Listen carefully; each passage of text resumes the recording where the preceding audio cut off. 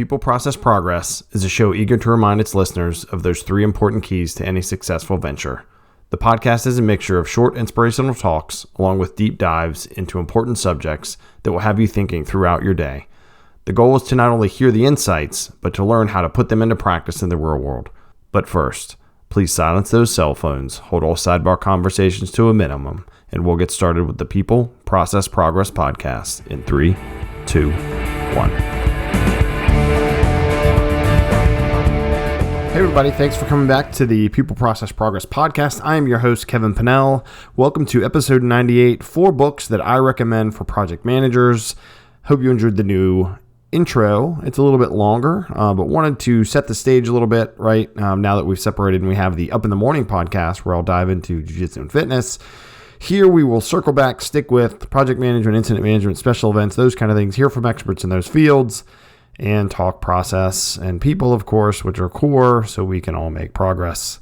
So I'm going to jump into these books. It's 4 books. I'm going to give you, when I read them, kind of who wrote them, the gist of the book, and then lessons, leadership lessons, of course, that I took from it that I'm sharing with you all, that hopefully you will take from them. Encourage you to read each of these books. The 4 books I'm going to go over is The Killer Angels, Tribe, Extreme Ownership, and Streetwise Project Management. I've talked about these in varying ways, different parts of them throughout the show, the seasons of the show, the episodes of the show rather. But here I'm going to give some specific takeaways, just some prompts, not give you all the details. You all, I encourage, if you're a budding project manager, this is a great foundation to read to get some perspective, both practical application stuff that you can get hopefully here on the show, but also some human nature, those kind of perspectives, and just, you'll hear when I talk about those recommendations. So the first one is The Killer Angels by Michael Shaara. And so I read this as part of my assignment when I went on the Gettysburg staff ride, and I talked about that in my 10th ever podcast episode, which was under the name Behind the Shield years ago. And it was a great experience. We learned from the leaders, good decisions, bad decisions at the Battle of Gettysburg from both sides, the Union and the Confederate Army. It was with Omna International, so shout out to them. They have now partnered with Echelon Front, which is Jocko Willink's company with Leif, Babin, and all the other extreme ownership folks there. And it was a great experience. So I encourage you to check that out. If your company needs some leadership, if your team does, project team, incident management team, special event planning, whatever, public safety, do a staff ride, check out Omna, Echelon Front, go get that done. So we read that book because it's a history. It's a novel about it. It's the novel that the movie Gettysburg was based on. I did a leadership lessons from Gettysburg and Beyond. I've done a presentation on that a few times and talked about it here on the show, like I said, a long time ago, and pieces of it now. So how does this apply for project managers? So combat and battles such as Gettysburg have so many lessons, right? Good ones and bad ones. And so in The Killer Angels, we get some great takeaways from this. I read this in about 2013, 2014. That's when I did that staff ride. The first one is adaptability. And to me, this was shown by Major General Buford at the very early parts of this battle, where he had cavalry there, but he saw all these Confederate soldiers coming in and they were on foot. Well, if his guys are on horseback, that's a big target up there. And so he had them all dismount, fight like, soldiers, those kind of things on the ground, not cavalry. So, and as project managers, particularly if you're new and maybe you came from an academic project management background, but you haven't been in the world a lot, you have to be adaptable. Not everything's going to go like it says in any book, right? There's some straight math stuff that works, but people, human nature changes things. The nature of the world, supply chain issues, people being out sick, whatever it is, they change things. So for us as project managers, we have to use Buford's adaptability and think, okay, that's why we do our contingency planning, right? Or that person didn't do what I thought I clearly communicated as the next task. So how can we then look at that? And we'll touch on that ownership piece of that here in a little bit. But adaptability is a big thing for project managers. It's really highlighted the way Buford makes a call, leads his people, and adapts to the situation. The second of these from, and I have 3 of these from The Killer Angels, is the time wedge. And I love this expression, which basically means, the more time goes on, the less options we have. It's a triangle that goes down to a point to the right, with time and options both going to 0 at some point. The focus of this was from Lieutenant General Ewell, who had a missed opportunity to push through, take some high ground. He didn't do it, didn't take the initiative, and then he was out of options, because then the Union Army took the high ground, and that's where you want to be in battle, and that's what they did. So similar to project management, we want to be ahead in our decision making. We want to have time built in. We want to have extra resources built in. We also, again, contingency plans, want to have those built in. But to understand that we can't just wait and languish. We can't wait for someone to respond via email. That can't be our reason or our excuse of why we haven't taken action if we haven't followed up with a phone call or a text or a message or something like that. So just always be thinking about, as soon as a project starts, the clock is ticking, whether you're doing sprints and agile stuff or you're doing waterfall, this, then that. The clock is ticking. Remember that time wedge. The more time that goes on, the less options you have. Just like Lieutenant General Ewell ran out of options. The third thing from the Killer Angels is, and this is something that I have worked on from being a young new petty officer, where I got hot-headed a few times with my people, learned that lesson, wrote a few essays about leadership from my leaders. That was pretty helpful. But this is to be imperturbable. And this is a lesson from General-in-Chief Grant. And I told the story in the other podcast, but basically he would whittle wood in the middle of battle, bullets flying around, or he had a picture taken and this glass fell right where he was sitting, which if he would have been sitting there, had he not gotten up a few minutes before, it would have killed him. But he had a very calm demeanor, they say. And that's one thing as leaders in any capacity, but particularly in project managers. Project management is full of frustration and it is full of imperfection. And that's part of what we help keep together. And we have to manage ourselves before we can manage the team, lead the team, partner with the team, build relationships. So if you're going to be hot-headed, if you're going to always point fingers, if you're going to get upset really easily because something doesn't go your way, it's not going to work out really good. So this is a practice in life too, right? If you're that way in life, it doesn't work out good. But for project management in particular, from General Grant and then eventually President Grant, try and be imperturbable in the way that you conduct yourself. The second book that I'm recommending, and like Killer Angels, not a project management book, but there's always knowledge to be pulled out of these, right, is called Tribe by Sebastian Junger.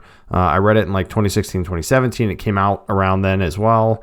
And this is really 4 lessons about human nature. A big focus of this has to do with how different societies evolved or didn't evolve. It has to do with some PTSD for folks returning from war.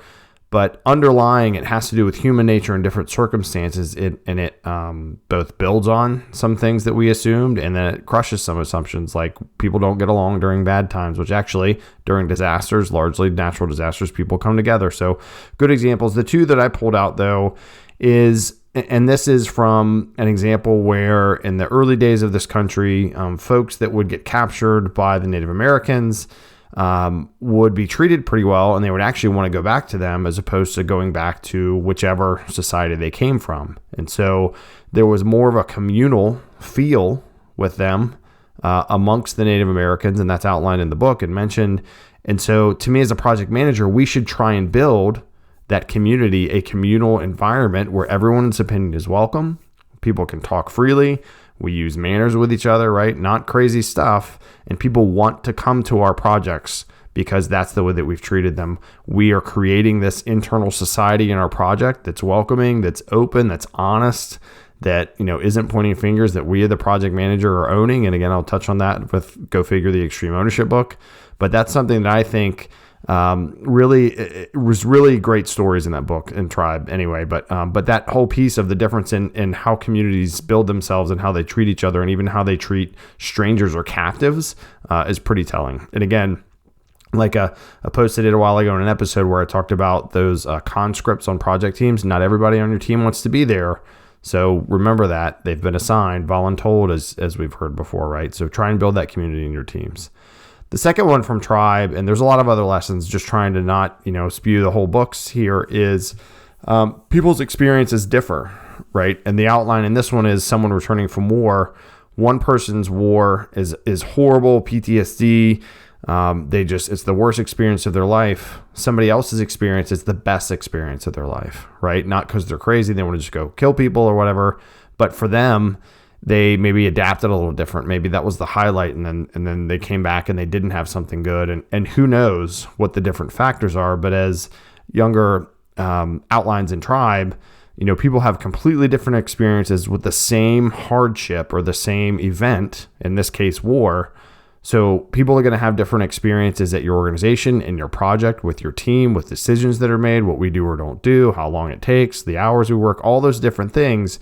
And remember, outside of all these nice schedules and Gantt charts and budget discussions, people are living their lives, right? They have significant others, kids, pets, mortgages, all that kind of stuff. So we have to remember that everyone is living and already has different experiences than we do. And again, don't think it's all going to happen by the book, because it's not. The books can't account for the human experience. This third book I've talked about these folks quite a few times on here. Lots of other people have talked about them. Is Extreme Ownership by Jocko, Willink, and Leif Babin. I got that first edition. The book came out in 2015. I read it around then, 2015, 2016. And these are lessons from Navy SEALs that they learned in combat, but that apply a lot of places. Just like when I talk about the foundational 5 are very similar to, maybe not just like the lessons I learned, those foundational 5, I got largely from public safety and incident management. They took these things from combat and they've applied them and taught many business folks, done just great things. So look up Jocko Willink and Leif Babin or Extreme Ownership. And while there are many, many lessons, I'm going to touch on 3 kind of big categories from here. The first one is, as PMs, just like that adaptability and other things I talked about in our head, and this is from them, there are no bad teams, there are only bad leaders. And the best example they talk about in the book is in Basic Underwater Demolition School, or BUDS, the SEAL training they go to. They have boat crews, right? You carry these big rubber boats around, they're super heavy, and they had one boat crew that was performing excellently and one boat crew that was performing horribly. And they switched leaders on the teams, and then the horrible boat crew started excelling and the other boat crew started doing bad that had been doing better. So between that and, their long-time experience in working, and for those of you that have been working out there, you realize too, at some point, really always, it always comes back to leadership. No matter what level the failure is in, if it's at the ground level and somebody didn't bring the right supplies, well, did we as leadership set up that supply chain, that logistics chain I've talked about in the past couple episodes, to make sure they had the supplies they needed, they knew where they were educated on them, on and on and on. So as a project manager, I use this mantra, talk about this to myself in my head, and have shared this with many other folks. No bad teams, only bad leaders. So how are you leading your team? Think about it at every turn. Even though, say, someone did the wrong thing, you thought clearly 3-4 times, we reviewed it, etc. How could we have done better? How can we always do better? And just keep that cycle of self-improvement. You're not like berating yourself constantly, but you're thinking, okay, if there's no bad teams, there's only bad leaders. How can I be the best leader I can and facilitator of this project team? The second principle from this that I'm sharing that I think is really relevant. So it's called extreme ownership, right? Which means, just like the quote I just said, you take ownership for things because you're the leader, you're the project manager, but you can't be too extreme. You can't own every single thing. And I've found myself doing this before, where you think, well, I'm the PM, I have to own all the parts of it. I have to be responsible. I have to plan them out. I have to do this. So share a practical example from the project management world. So when you do a project, right, you scope the work early, you get the work done, you're monitoring it, all that kind of stuff. Then eventually you have to hand that off to operations. Well, you should map out workflows and support stuff and all that jazz. And one thing I've done in the past is I've taken all that last part on. Well, I don't own support, so I should help build that based on the project, but I shouldn't be the one that has to do all the Visio charts and put the list together and make the documents. That's a holdover, and it's also a holdover from, I recall when I was coming up in the incident management world and a planning section chief, which is akin to a project or program manager, my leader saying, why are you sitting there filling out forms? Why are you doing this kind of level work? And it's not that you don't want to help, but you have to know what level you should be working at what time, right? If I'm doing a bunch of forms, if I'm trying to fill all these flow charts out, I'm not stepping back and looking up and looking at the whole process to make sure that's getting done. And that's a hindrance, right? So sometimes you can take too much extreme ownership and that takes away from your team instead of helping them. And in fact, Jocko and Leif talk about this. It led to them writing their second book, The Dichotomy of Leadership, to say, whoa. A dichotomy, right, is you do want extreme ownership, but sometimes you can go overboard. Read more of that. Look at extreme ownership. Look at the dichotomy of leadership. You can get the details of it. Certainly listen to Jocko podcast and all that. So again, don't be too extreme. I'm going to share a very, very quick summary of the other big part of this book. because they're very applicable, right? And this is a big part of what they help teach businesses. And these are the 4 laws of combat. I shared this and wrote this up on the peopleprocessprogress.com website in August of 2019. So go check that article out, where I map their laws of combat, the foundational 4, I used to call them before I added communication for those foundational 5 things: that leader's intent, objectives, org chart, resources, and communication, and then also map them to the project management world. So again, check out that 4 laws of combat article on peopleprocessprogress.com. Leif and Jocko, though, talk about them as cover and move, right? Which is, I'm moving in combat and I'm going to shoot at the enemy, so you're covered. But they elaborate on that as far as us, in the business world of taking care of each other. Simple, right? It doesn't have to be complicated. Keep it simple, that whole kind of thing. We don't have to have elaborate plans or elaborate presentations all the time to get a message across or get the planning across. And especially for the plans they used to do in combat, or if you're in public safety and you're doing an incident action plan, doesn't have to be crazy complicated, just enough details to keep people safe and get the job done. Prioritize and execute. That has to do, to me, to that time wedge thing, right? What's the most important? We got to get it done. Let's go. And then the last of one of their big, tenets of the 4 laws of combat is decentralized command. So again, that talks about that balance of extreme ownership, right? You can't do everything. You can't own everything. And so sure, you may be delegated as a project manager or the incident commander or somebody to be in charge, but you have to let your people do their job. So if you're enabling them, if you're getting the resources and the time and the information, then you need to let them make decisions and let them do things. That's going to be the best way for that decentralized command. So if you're that new PM or one that's just upping your game or transferring from another field, remember to take extreme ownership, but not too extreme. 4 laws of combat, good stuff. The 4th book that I'm going to close out this episode with is called Streetwise Project Management by Michael Dobson. And I've talked about this and written about it before. It's just a really good, and this was in 2004, 2005. I've had this book for a long time when I thought I wanted to do project management a long time ago. Roundabout, still have it, thankfully. But it's a really great book. It's super practical advice with some, official stuff in there too. So you can keep track if you're studying for the PMBOK or one of that stuff. So there's 3 things, and there's tons of stuff in this book. But 3 things that I want to mention in this episode as one of the 4 books that I recommend for new or, experienced PMs alike. One, he has a great statement that says project management is a hybrid occupation. That's a great thing. And it's technical plus people skills, right? And technical doesn't have to be IT. Let's say you're a project manager coming out of the healthcare space. So let's say you're a hands-on nurse. Well, your technical skills are your patient care skills, but you also have to have the people skills. Same thing if you were a coder in IT, or let's say you were in construction, whatever that real tactical skill set that you used to do, you still need to know a little bit of if you're still in that industry. Plus, you gotta have those soft skills, those people skills, right, to be able to talk to people, build relationships, all that kind of stuff. So it's really good to think about project management as a hybrid occupation. The second, and I guess I actually have 2 of these, I just elaborated on them. So the second is run your meetings well. And really the way he says this is bad is actually a natural state of meetings. And why that is because a lot of folks come to a meeting, they're not engaged, especially now, right? People are probably burned out from being on Zooms all the time, or you have to be in person and you have all these restrictions, or who knows, or you can't be in person, whatever it is. But some people assume going into the meeting, it's not going to be productive, the communication is not going to be good, etc. So ahead of time, be prepared. And here's some great tips that he has is make sure that you're having meetings at the right frequency, right? Once a week, twice a week, daily if you have to, but too many meetings is no good, kills people's schedules, and kind of work that balance out with you and your sponsor or whoever else on the team. Make sure you have the right audience, right? Are you inviting the right people that need to be there versus you're blasting out an invite and you got like 20 people when you need 5? That's also a disservice to you. It's not as productive, and to everybody else who's taking up the time that doesn't really need to be there. So make sure you have the right audience, and focus on the essentials, right?